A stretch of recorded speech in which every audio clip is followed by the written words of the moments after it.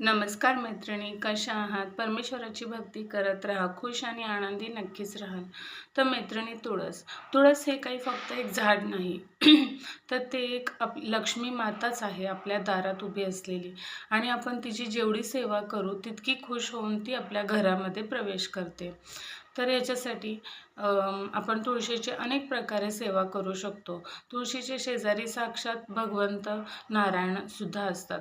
त्याच्यामुळे आपण रोज संध्याकाळी तुपाचा दिवा तुळशीला अत्यंत आठवणीने आणि रोज लावायचा आहे. तुम्ही हे काम नित्यनियमित करीत जा. तुमच्याकडे पैशाचा स्रोत हमेशा वाढत राहील.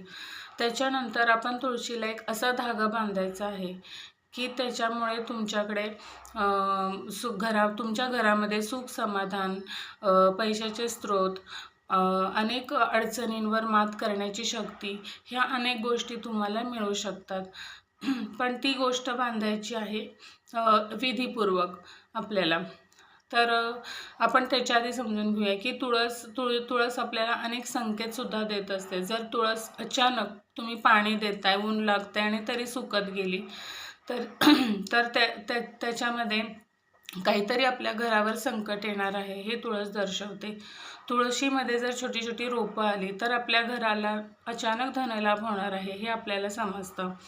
त्याच्यानंतर आपण तुळशीला एक शुक्रवारी किंवा मंगळवारी एक असा धागा बांधायचा आहे, जो पिवळ्या रंगाचा असेल किंवा सफेद असून तो हळदीमध्ये किंवा केशराचं पाणी करून त्यामध्ये बुडवलेला असावा.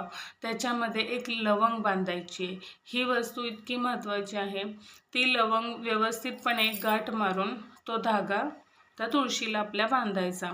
असं केल्यानंतर तुमच्या घरामध्ये एवढा फरक जाणवेल ना, पैशाचे नवीन स्रोत यायला सुरुवात होईल, तुमच्या मिस्टरांची बढती व्हायला सुरुवात होईल, मुलांना चांगल्या नोकरी लागतील, लग्नामध्ये जे अडथळे येत असतील ते जातील. तर हा उपाय नक्की करून बघा.